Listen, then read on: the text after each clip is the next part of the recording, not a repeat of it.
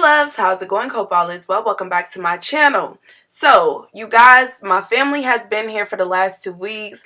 I've been out, I've been hosting, so I haven't really been making videos like that, but I've been catching up, and I'm just coming to the conclusion with this whole Juvia'S thing. Like, I really have a question. Is this business really black owned? And if it is, please put down in the comment section your proof. Please put down all the evidence that you guys got, because I have came to the conclusion that I just cannot believe if it is. And the reason why I say this is because, like, I've just been researching all day. I've only been able to see like 5 interviews of this young lady. The business was opened in 2014. I've never seen her at any pop-up shops. I've never seen any videos of her with any fans. I've never seen her at any Ulta events. I've never seen her out at any beauty cons, anywhere. So I was just wondering, because in the interview she says she's based out of New Jersey. Like, is she just low-key, or what's up with that? Because it gets to a certain point once your brand gets so big. I mean, Juvia'S place is big at this point. You have your whole section in Ulta Beauty now. Like, why haven't we seen this woman out anywhere? And I only ask this because we've been catfished a lot by these companies that are, you know, sometimes Chinese-based companies or Asian-based companies, and they have black faces, but behind the scenes they're really not. So it just made me question, because after reading all these tweets, I was quite disgusted. Now, I'm not going to do a full recap about this. I'm just going to talk about, you know, whether or not if this business is black owned. So I did some research. Even though she didn't do a lot of interviews, I just went back to look and see like the trademarks, the names, trying to put everything together, any lawsuits that I could find, to see like what is going on with this. But it all started over a Jeffree Star promotion. Jeffree Star decided to promote the brand, and people were up in arms about it. And let me tell you guys something. This is not the first time they retweeted that Jeffree Star approved their makeup or did a review of their makeup. Actually, this happened in 2018 as well. And Juvia'S said that they don't care, okay? People were commenting on that post saying, isn't he racist? Some other young lady, she said yes, which is why I hate when black-owned companies praise him. But I guess he's doing them a favor. Yeah, I don't know. Then the company replied to it and said, confused, isn't it courtesy to say thank you to someone who went out of his way to make a purchase? He gave a fair and unbiased review. How is that praise? And then the young lady said, I love your company and your products. I wish you the best. However, because of his problematic behavior, I wouldn't expect a black-owned company to shout out a racist MUA. However, everyone has their different viewpoints. And I don't know if it's me or not, but I find a lot of their replies to a lot of their black customers very nasty, a little rude, I might say. Nice nasty, as my mom would say. For instance, this young lady said, is it true that you guys don't support black MUAs? Then they replied, with all the black faces you see on our page, I think that's enough speaking on its own. Thank you. I don't know, but to me that come off as a little nice nasty. As far as this whole Jeffree Star Foundation review and stuff like that, a lot of people think it was a paid review. I don't know. But this is what they said in reply to a Here for the Tea page. They said, as much as the downfall of a black brand in the black community is very much loved in the society that we lived in, we stand by our inclusion of every human being, regardless of race, religion, financial status, sexual orientation, educational status. Every human should be respected and treated equally with respect. We do not support racism, racist remarks, nor condone the attack of any kind. Now, as I was reading this, you know, they are a very, like, we the people, you know, all lives matter type group. And it's nothing wrong with that. You can do whatever you want with your own brand, your own company. Like that, it is what it is. But I was reading the interview she did like a couple of years ago, and I would say this was maybe like 2016. And from that interview, I noticed I don't think she liked talking about black issues at all. Like, I believe that maybe this is just a woman that just liked to talk about makeup, but regarding black issues, black lives, and things of that sort, this is just my opinion. Like, it seems as if she's a very turned off by those subjects. Now, this is an interview that I found. Now, I did see that she did a lot of interviews with indie blogs and, you know, personal blogs with black women. So if this is a real interview, I don't know. I cannot confirm or deny that, but I believe it is. But this is a young lady that said that she got to interview the owner of Juvia'S place back in 2016. She asked her based off of Facebook. And this is the conversation that they had. So you guys are black owned, right? The response was, we are a universal company. We don't see color. But you're targeting black women. You don't feel like the using of the image of an African queen on your palette is manipulative. She basically said, how's that? I won't go into a race argument, to be honest. So then the young lady was basically talking about women of color are more likely to purchase from companies because they believe that they're black owned, and it's cool if you're not black owned. At this point, I don't think anyone would support you less. She said, as a matter of fact, Juvia'S Place is black owned, but the goal is to deliver top-notch products and not to dwell on race.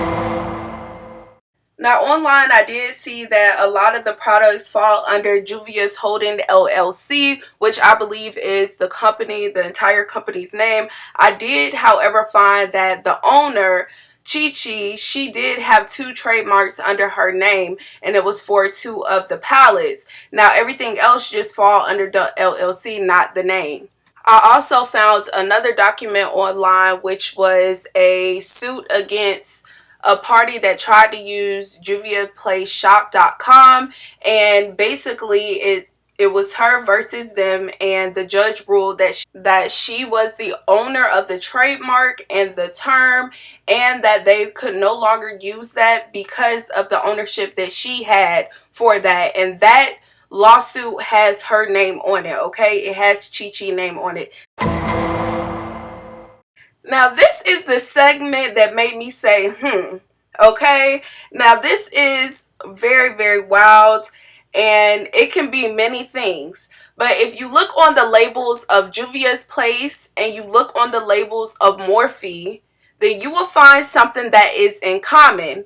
And what you will find in common is this PNLTD company. Like, literally, the entire company is on all of their labels. Now, this company is known for doing 2 things. They are a lab, and they also design packaging, and that's what it could be. Now, from their website, you can look up there under technical more. It says, our in-house chemists can work with you to develop custom-made and trend-focused formulations. So they do that. And then also under creative more, it says, our in-house creative design studio are experts in the field of trend analysis and focus, and they help create graphic designs. And I found it very, I don't know, I just found it weird that M0RPHE and Juvia'S Place are both eyeshadow brands, and they're both there together. And not only that, you guys, who became very famous from M0RPHE?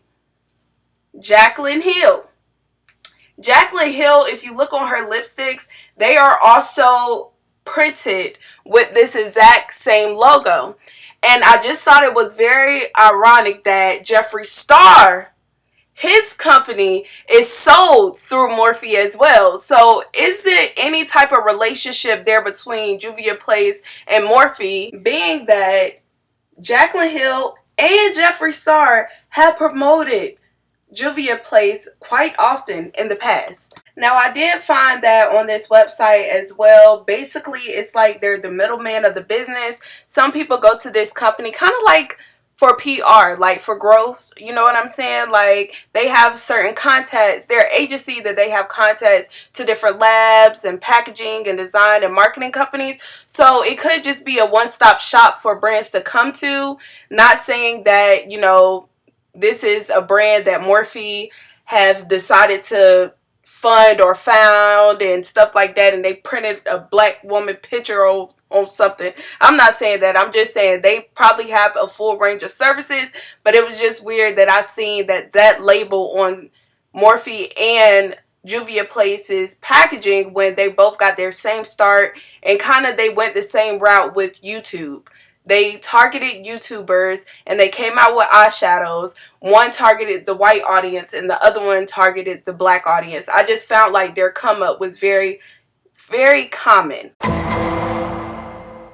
Now, for a minute, the YouTube streets was already talking about how Juvia'S Plays really don't support the black community as far as like the black gurus with PR and all this other stuff. I really feel like at this point people are forcing this company to care about things that they just don't care about. If they're telling you guys, I want this company to be universal, even though I have a Nubian queen on the front cover of my palette, then it is what it is. That's what they want to do, okay? We cannot argue. You cannot make people want to change their vision and want to change where they're going. So if they're going to praise Jeffree Star for doing a review, let them praise Jeffree Star for doing a review and just don't buy nothing else from the company. Like, I don't get it. If they apologize and say that they're sorry, what is it going to change? Are you still going to promote the company? Are you still going to buy for the company? Like, what is it going to change? That's my only thing. We shouldn't be surprised that, you know, Jackie came out and said something about this, or the other young ladies, because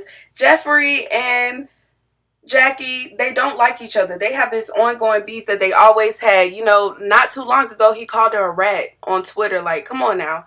So I can understand why she came out and said something. But let's not forget, Jackie did defend Juvia'S Place when Juvia'S Place came out with highlighters for dark skin. When all the white gurus, because they're so used to Juvia'S Place being universal, the white gurus were going in on Juvia'S Place when they came out with them highlighters. And Jackie was the one with her platform that said, first of all, we've been excluded from everything else. So now that we create our own spaces, our platforms, and our business brands, and we got our own beauty brands, y'all want to turn around and say dumb stuff like, oh, y'all ain't got enough light shades.